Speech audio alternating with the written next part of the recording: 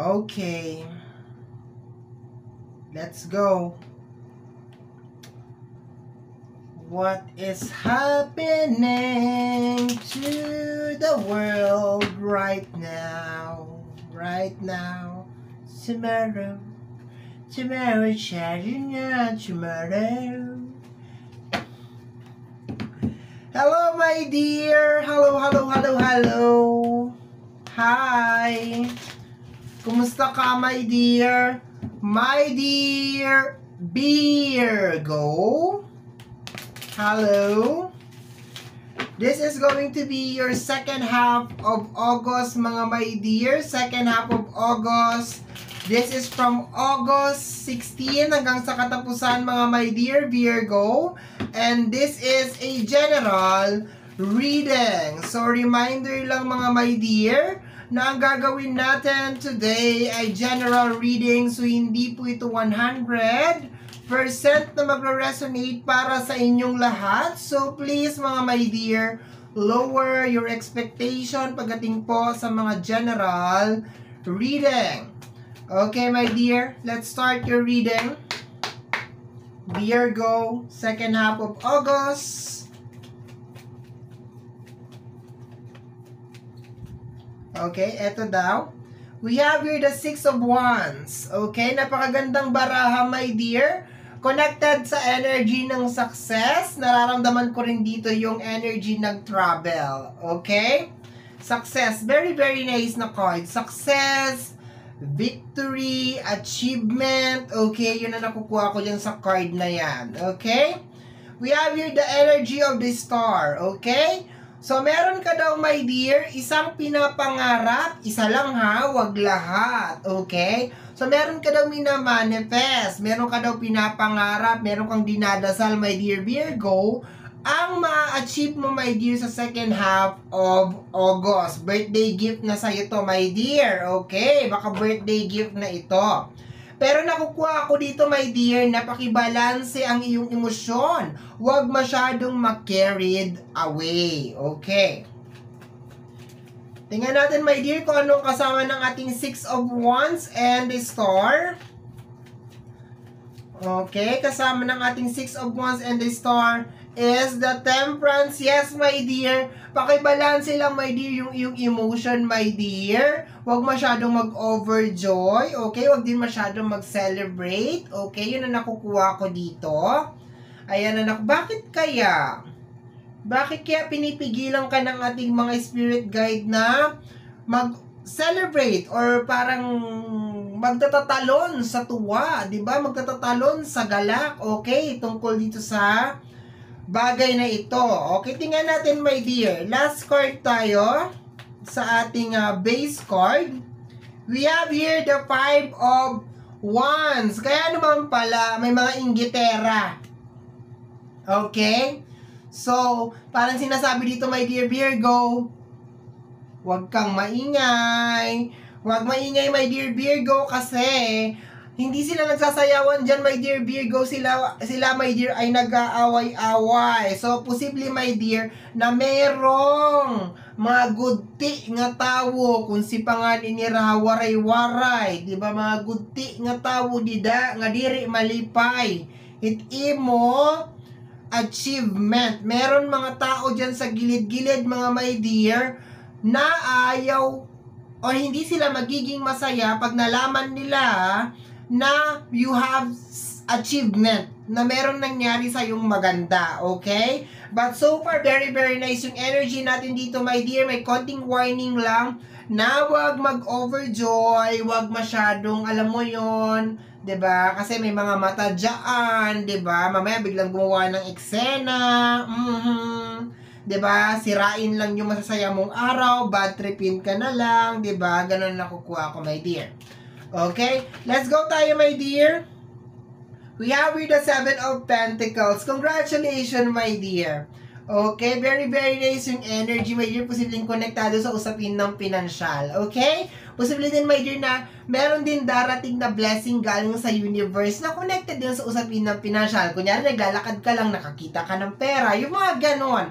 Napakaganda nito, my dear. Pero ang pinaka-point niya, my dear, o yung pinaka-sentro, my dear, ng reading na to, nitong side na to, my dear, is related dun sa mga ine-expect mo, no? Kung nag-expect ka ng pera, nag-expect ka ng something, guess what? 'Di ba? Makukuha mo siya, my dear. Nag-expect ka ng gift, meron magre-regalo sa iyo, my dear. Or else, baka galing yan, my dear, from the universe, 'di ba? Because that is your gift, 'di ba? Yan ay yung regalo. Napakaganda. Next, my dear, next energy is the High Priestess. Okay? Okay, parang sinasabi ng High Priestess, kilala mo kung sino ang tinutukoy ko, my dear. Kilala mo kung sino ang tinutukoy ko. Okay? Posibleng napakalapit lang sa'yo, my dear. Tutuklawin ka na, my dear. Yun ang nakukuha ko dyan, my dear. Kilala mo siya. Kilala mo siya, my dear. Okay? Or parang ang nakukuha ko dito, my dear, hindi naman literal na aawayin ka. Baka posible, my dear, na parang ano yung parang opportunista, yung parang ganon, yung nalaman niya magkaroon ka ng pera, bigla kang utangan, yung mga ganon na nakukuha ko, my dear. Hindi ka naman niya awayin, hindi ko nakukuha na aawayin ka niya, kagaya ng sinasabi ng 5 of Wands dito, my dear.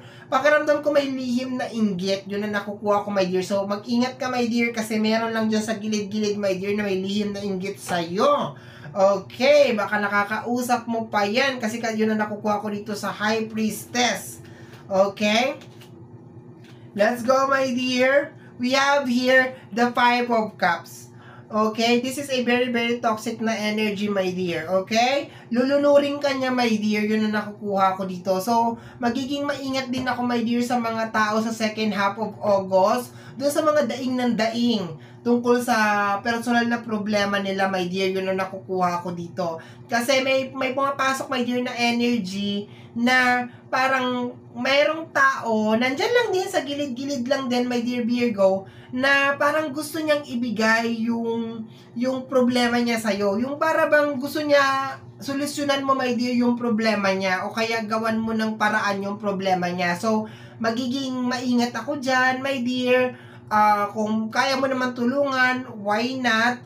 Pero kung wala ka naman pagpantulong, it's okay. Kasi parang ang nakukuha ko dito, parang mayroong manghihingi sa'yo ng tulong, my dear. Yun ang nakukuha ko. Especially, kung malalaman nila na meron kang pera. Kaya wag kang maingay, my dear. Kasi mamaya baka dumagsa ang buong barangay. Diba? At humingi ng tulong sa'yo. Okay. Next energy, my dear. Next energy. Kung sino may tinutukoy dito na tao, parang lagi siyang pa-victim. Yan nakukuha ko, my dear Virgo. Okay. Next.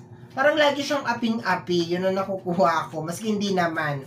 Okay. Next. Next energy para sa ating mga my dear Virgo. The Chariot. Posibleng may travel. Okay. Kanina ko pa nararamdaman yung energy ng travel, pero nanghingi lang ako ng isa pang card para i-confirm talaga siya na merong travel. Posibleng may travel, kung meron kang pupuntahan or meron kang gusto mapuntahan na lugar, posibleng mapuntahan mo rin siya, my dear, sa second half of August. Very, very nice. And of course, dahil magta-travel ka, sasama ang ahas, diba? Sasama ang ahas, magpapalibre, ng pamasahe, ng pagkain. Siyempre nga naman, you are blessed, di ba? Wala namang masama, my dear, na mag-share ng blessing, pero sana may give and take, di ba? Hindi kita tinuturuan maging madamot, my dear, ha? Hindi kita tinuturuan maging madamot. Mamaya, may mabasa na naman akong comment dyan. Tinuturuan ako hindi kita tinuturuan maging madamot. Dapat din kasi, matutunan din nung kabila na meron din give and take. Di ba? Meron din give and take sa loob. Maski saan man yan, sa sa magulang at sa anak, may give and take sa relationship, may give and take sa kapamilya, meron give and take. Hindi yung, porque narinig mo lang na may pera si Virgo, go na kaagad, di ba? Sabit-sabit na doon, tapos bida-bida na naman, di ba? Ganun na yung eksena. But so far, wag na tayo doon mag-focus, my dear, kasi negative energy yun. Maganda, my dear, mag-focus na tayo sa positive energy. Eto nga, meron kami na manifest, my dear, na mangyayari na siya sa second half of August. Posibleng may kinalaman sa usapin ng pinansyal. And then, nakukuha ko, my dear, yung energy din ng travel. Di ba? May mga pa-travel si Mayor. Ito, my dear, na parang negative energy, kilala mo siya. Kilala mo siya, my dear. Okay? Kung natatanong ka, my dear, anong clue? Anong clue? Okay? Posible siyang water sign. Okay? Cancer, Scorpio, and Pisces. Yun na nakukuha ko dito. Pero hindi ko kino-close, my dear, yung ibang zodiac sign. Kasi lamang na lamang dito, my dear, yung water sign. Posible naman din, my dear, na isa lang kasi yung earth sign dito eh. So, parang hindi ko nakukuha na earth sign to. Pero posible naman din na Aries, Leo, and Sagittarius. Okay? Pero lamang talaga yung water sign. Next over here is the King of Cups. Okay, my dear? Matuto ka, my dear, na labanan to. Hindi talaga siya titigil, my dear. Hindi talaga siya titigil.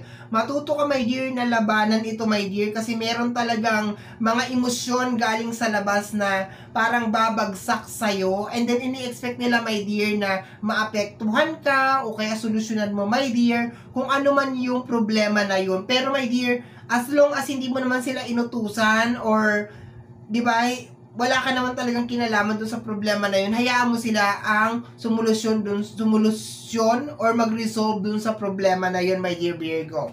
Last card tayo, my dear Virgo. Last card. Ganda ng reading mo today, ha? Ganda ng reading mo, ha? Maliban lang dito sa ano to, emotional manipulation. Yun ang nakukuha ko. Laging paawa, tapos laging pa-victim, tapos laging nandiyan siya, laging, alam mo yun. Okay. The Seven of Cups. Konting may warning lang tayo dito sa Seven of Cups, mga my dear Virgo, makinig ka. Okay? Aralin mo na mabuti kung ano yung mga bagay na bibilhin mo, gusto mo, sa second half of August, my dear. Kasi makikita mo yung isang cups dito, my dear, merong ahas. Okay? At ayaw mo, my dear, na mag-manifest ng ahas. Okay?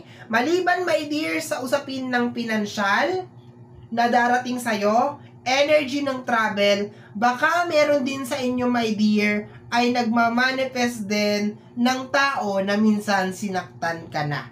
Okay? At hindi siya magdadalawang isip, my dear, na bumalik sa'yo sa second half of August. Kasi remember, merong energy dito ng emotional manipulation. So, kung nakawala ka na dito, please, wag na, my dear. Okay? Bottom deck of the card is the Sun card. Second half of August, my dear, will be a very, very happy day. Happy half of the month for you. Okay, yun ang nakukuha ko dyan, my dear. Ayan, nakukuha mo, my dear. May travel talaga, my dear. Ayan, oh. The Nine of Cups over here, which is kinalaman sa mga manifestation mo. Hierophant, posibleng blessing talaga sa'yo, my dear, ng ating buong may kapal. You deserve it. Ibig sabihin, happy birthday. Okay? And the Three of Wands connected sa energy ng travel. Mag-iingat lang talaga ako, my dear, kasi may mga pasaway sa paligid. Okay? So, my dear Virgo, yan ang reading mo para sa yung second half of August. Somehow, my dear, kung nagustuhan mo ito, especially kung napadaan ka lang, don't forget to subscribe. Paki-click lamang ang notification bell para ma-update ka sa aking mga upload. And free to like, free to share, free to comment sa lahat ng ating mga videos. Once again, my name is RJ, also known as Apo J. Maraming salamat po, and until next time, bye-bye! Thank you, my dear!